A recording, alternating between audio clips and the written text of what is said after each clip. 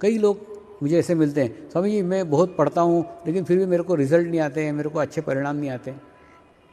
कारण क्या है? पूरे कार्यक्षमता के साथ नहीं करते ना। कार्यक्षमता के साथ नहीं करते मतलब क्या है? देखिए, जैसे एक आदमी 2 रोटी खाता है तो एक रोटी का एनर्जी, एक रोटी का ऊर्जा वो खर्च कर देता है भूतकाल के विचार करने में, भूतकाल के विचार कर देता है। दूसरे रोटी का एनर्जी खर्च कर देता है भविष्यकाल के विचार करने में।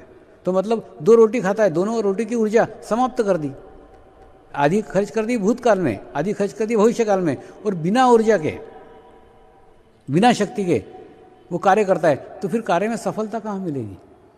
तो समर्पण ध्यान के अंदर वो ध्यान में एकाग्रता आती है। एकाग्रता आने के बाद में विचार बंद हो जाते हैं, भूतकाल के विचार बंद हो जाते हैं, भविष्यकाल के विचार बंद हो जाते हैं, और बीच में आता है, वर्तमान में आता है, और वर्तमान में सारी ऊर्जा के साथ, सारे शक्तियों के साथ, सारी एकाग्रता के साथ वो कार्य करता है, और वो सर्वश्रेष्ठ कार्य होता है।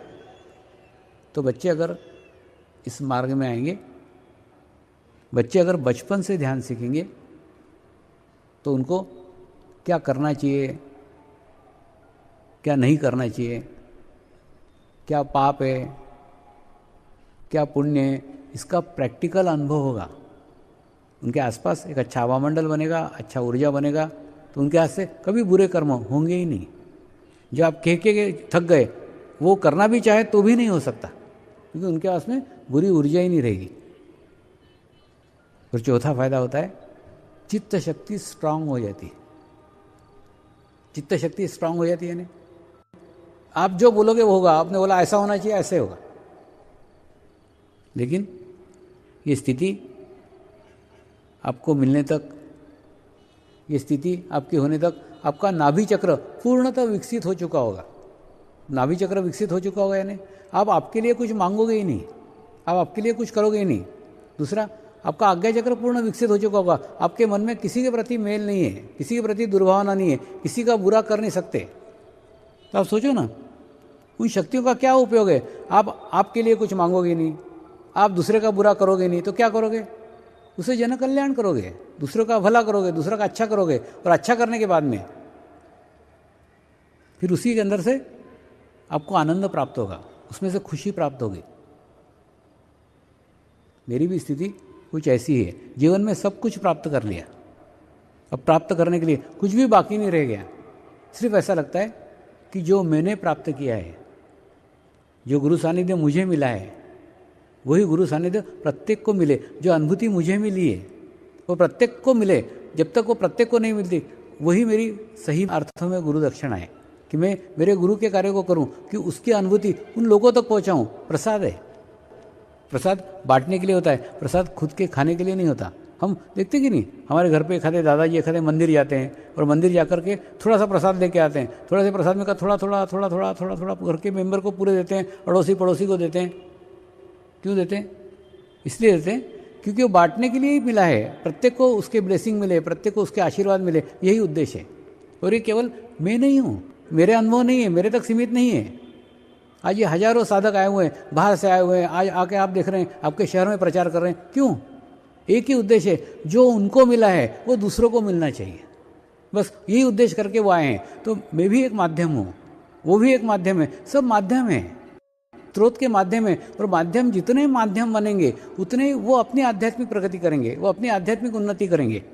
जैसे मैंने की, जैसे वो भी कर रहे हैं। देखिए, जैसे मैं एक पाइप था जिसके अंदर बहुत सारा कचरा था, बहुत सारी मिट्टी थी, बहुत सारा मेल था, जो साफ नहीं हो रहा था, जो स्वच्छ नहीं हो रहा था, और इच्छा कर रहा था मेरी आध्यात्मिक प्रगति हो जाए, मेरी आध्यात्मिक उन्नति हो जाए, मैं एक पवित्र व्यक्ति बन जाऊँ। खूब इच्छा कर रहा था, लेकिन हो रहा था क्या? नहीं हो रहा था। फिर मैंने क्या किया, मेरे गुरु का एक बहुत प्रेशर पाइप वाला पाइप था, उस पाइप के साथ मैंने मेरा पाइप जोड़ दिया, और जोड़ने के बाद में वो चैतन्य का पानी इधर से घुसा और इधर से निकला, इधर से घुसा, इधर से निकला, तो मेरे अंदर से प्रवाहित हुआ। और जैसे ही प्रवाहित हुआ तो क्या हुआ? मैं स्वच्छ हो गया, मैं पवित्र हो गया। तो उसके बाद में यहाँ से जो पानी गिर रहा है, वो पानी कोई पिए तो भी ये पाइप स्वच्छ होगा, वो पानी वेस्ट जाए, नाली में जाए तो भी ये पाइप स्वच्छ होगा। तो ठीक उसी प्रकार से कार्य किया। कार्य करने के बाद में क्या होगा? जिन्होंने फ़ायदा लिया तो भी उनका फ़ायदा हुआ, नहीं हुआ तो भी मैं तो स्वच्छ हो गया, मैं तो पवित्र हो गया। वही उद्देश्य को लेके ये इतने सारे साधक आपके शहर के अंदर आए और प्रचार कर रहे हैं। उनका उद्देश्य एक ही है, वह अपना आध्यात्मिक प्रोग्रेस कर रहे हैं, ताकि वो जो आपको बता रहे हैं, आप लो तो भी ठीक है, नहीं लो तो भी ठीक है, दोनों स्थिति में वो तो कनेक्ट हो रहे हैं। वो आपको बताने के माध्यम से, आपको जुड़ने के माध्यम से एनर्जी के साथ जुड़ रहे हैं। चैतन्य के साथ जुड़ रहे हैं। कई लोगों को ऐसा लगता होगा, ऐसा विचार भी आया होगा कि जब इतना अच्छा ध्यान का पद्धति है, इतनी अच्छी साधकों की ध्यान की स्थिति है, इतना अच्छा ध्यान है, तो इसको घर घर जाके, घर घर बांट के क्या आवश्यकता है? अच्छा है तो आ जाएगा, जिसको आना है उसको आएगा, जिसको नहीं आना है वो नहीं आएगा। लेकिन उद्देश्य ये अच्छा कार्य करना और अच्छे कार्य में मदद देना, दोनों का एक ही अनुभव है, दोनों के अंदर एक ही प्रोग्रेस है, एक ही प्रगति है। दूसरा, दूध रहता है ना, दूध देने के लिए दूध वाला घर पे आता है, दूध लो दूध। लेकिन शराब देने के लिए कोई घर पे आता है क्या? नहीं। शराब के ठेके पे सब शराबी पहुंच जाते हैं। तो बुरी बातें लेने के लिए प्रचार करने का आवश्यकता नहीं है, बुरी बातें के लिए खुद ही अट्रैक्ट हो जाता है, आदमी और पहुंच जाता है। अच्छी बातें ही पहुंचाने के लिए प्रयत्न करना पड़ता है, प्रयास करना पड़ता है। तो ये एक एक आपके घर घर आए हैं, वो दूध का प्रचार करने आए हैं, चैतन्य का दूध आपके घर में प्रवाहित करने आए। जो पी के वो तृप्त हो गए, उनको तुमको तृप्त करने के आए। वो चाहते हैं जो अनुभूति उनको प्राप्त हुई है, वो अनुभूति आपको भी प्राप्त हो, आपको भी मिले। इस कार्य के अंदर उन्होंने बाहर से आके इस कार्य को बढ़ाया, इस कार्य को लाया, एक भागीरथ प्रयत्न किया और ये गंगा आपके अजमेर तक पहुंचाइए। अब आगे का कार्य आपका है। देखिए, आप इस कार्य के अंदर जुड़िए। जुड़ने का एक तरीका है, कुछ नहीं, प्रत्येक व्यक्ति जाके एक नियम बनाओ, कल आप 10 लोगों को इसके बारे में बताओ, 10 लोगों को इसकी जानकारी दो। दूसरा, अपेक्षा नहीं है, अपेक्षा मत करना कि जिनको आपने 10 लोगों को बताया वो यहाँ आना ही चाहिए। वो आए तो भी ठीक है, नहीं आए तो भी ठीक है। आपका कार्य सिर्फ आपको बताने का। तो उससे क्या होगा?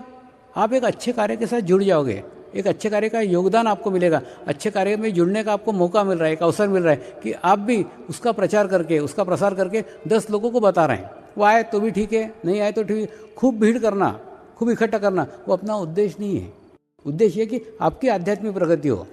प्रैक्टिकल, जैसे थ्योरी हो रही है उसके साथ साथ प्रैक्टिकल करो। तो प्रैक्टिकल आप देखोगे कि 8 दिन के बाद में वही लोग आपको धन्यवाद देंगे, वही लोग आपको थैंक्स देंगे कि अरे आपने एक बहुत अच्छे कार्य के अंदर हमको अनुभव कराया है, बहुत अच्छी अनुभूति हमको कराई, तुम्हारे कारण हमको मिला। मैं जब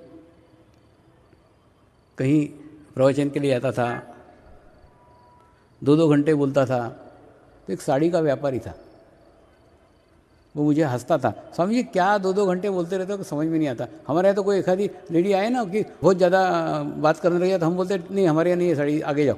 जिसमें हमको 4 पैसे मिल सकते हैं उसके लिए हम ज़्यादा बातें नहीं करते, ज़्यादा टाइम नहीं देते। आप क्यों ये करते रहते हो, क्या मतलब?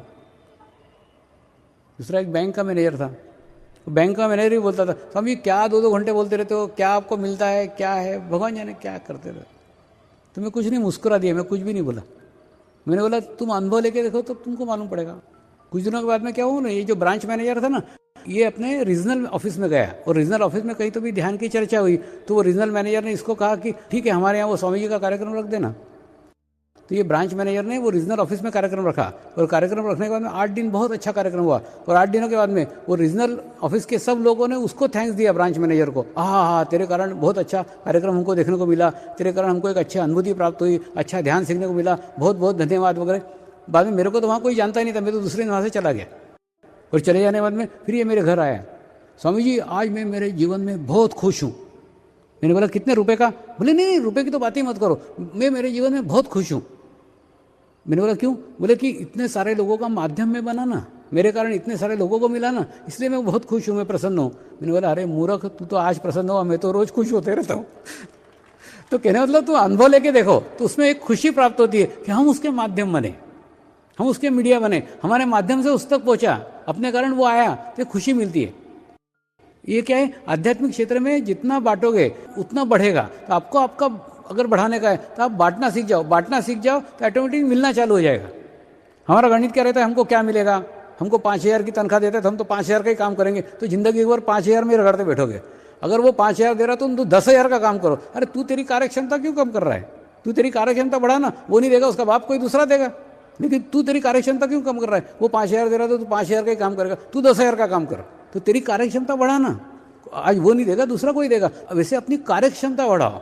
आप ये मत देखो आपको क्या मिल रहा है, ये मिलना छोड़ दो, आप ये देखो आप क्या दे रहे हो, आप क्या दे सकते हो? मैंने मेरे जीवन का पूरा रहस्य आपको बता रहा हूँ। मेरे को क्या मिल रहा है, क्या मिला है, उधर ध्यान ही नहीं दिया। मैं क्या दे सकता हूँ, क्या दिया जा सकता है, उधर ही सारा ध्यान रहा, तो मिलना तो खुद ब खुद हो जाता है।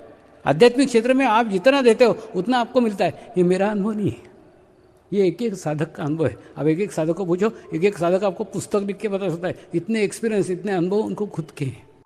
तो ये क्यों है?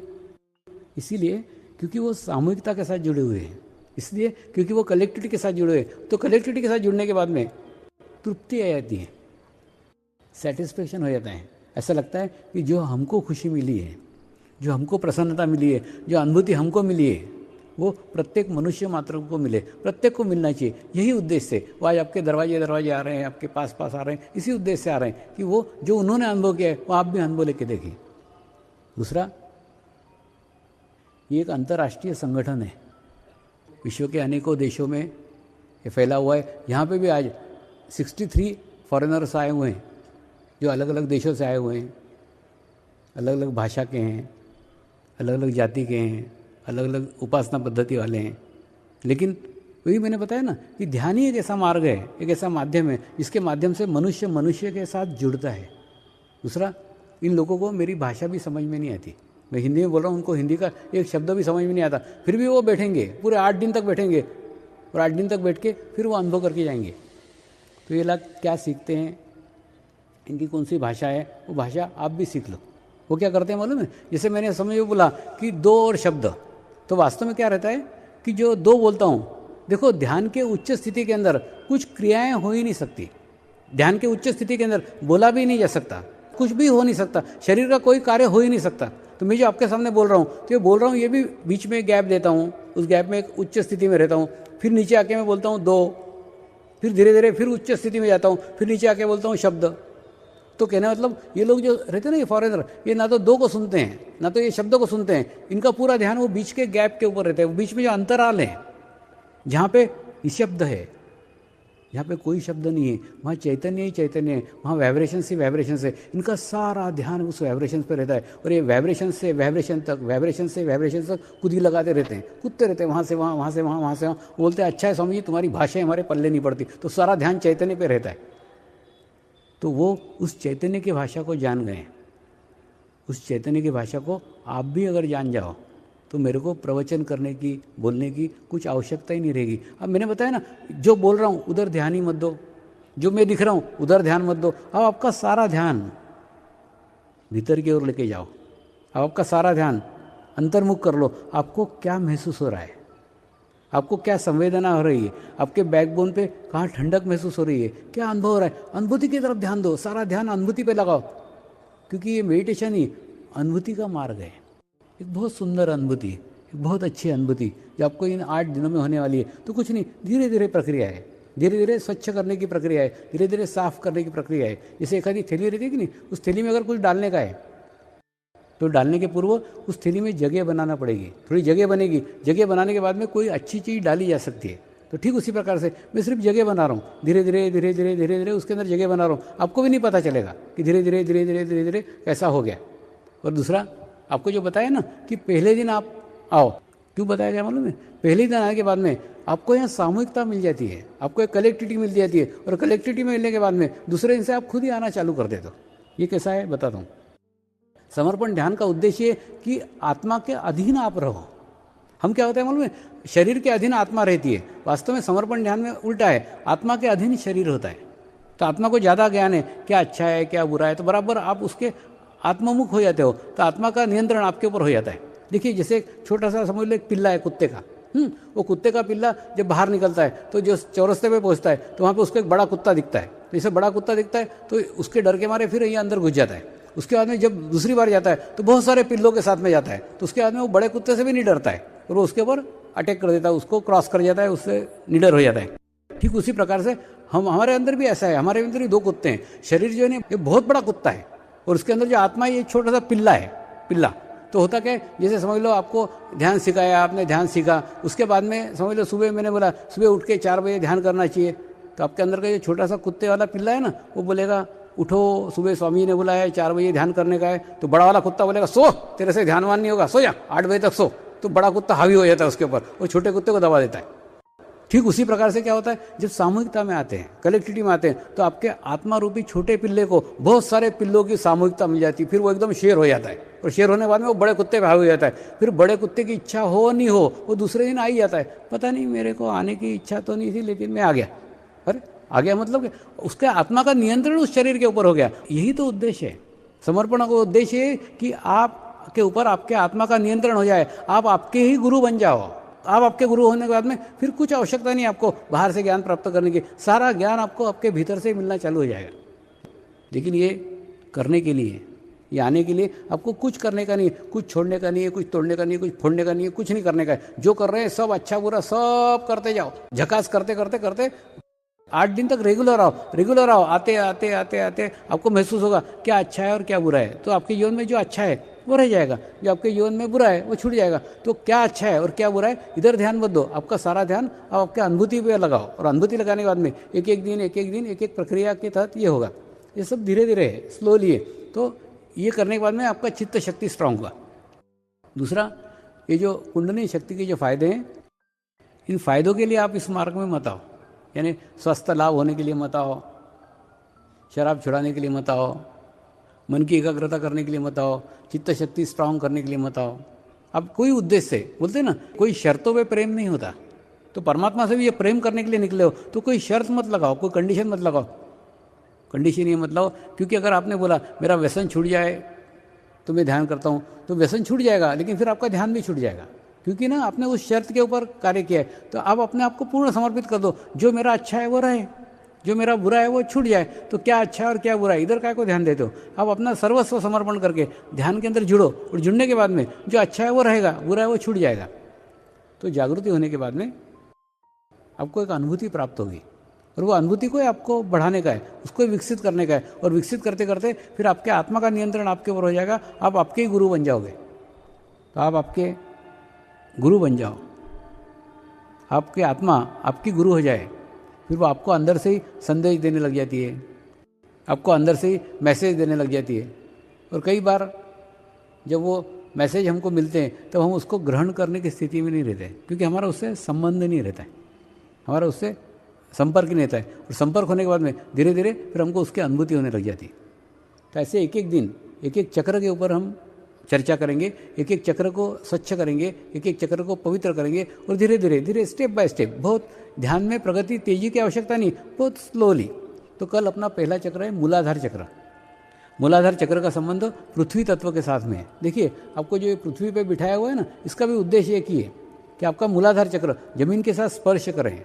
देखिए परमेश्वर ने हमारा निर्माण किया, तो निर्माण करते समय हमको एक सुरक्षा कवच भी दिया था, हमको एक प्रोटेक्शन भी दिया था, लेकिन उस प्रोटेक्शन से आज हम विमुख है। हम क्या करते हैं, घर में चप्पल पहन के घूमते हैं और ऑफिस में जूते पहन के घूमते हैं। तो हमारा भूमि के साथ कोई संबंध ही नहीं होता। तो भूमि के साथ अगर संबंध स्थापित करेंगे तो हम अनुभव करेंगे कि भूमि से हमको क्या फ़ायदे मिलते हैं, क्या हमारे आध्यात्मिक प्रगति में भूमि कितनी सहायक है, वो कल हम महसूस करेंगे, कल उसकी अनुभूति करेंगे। नमस्कार।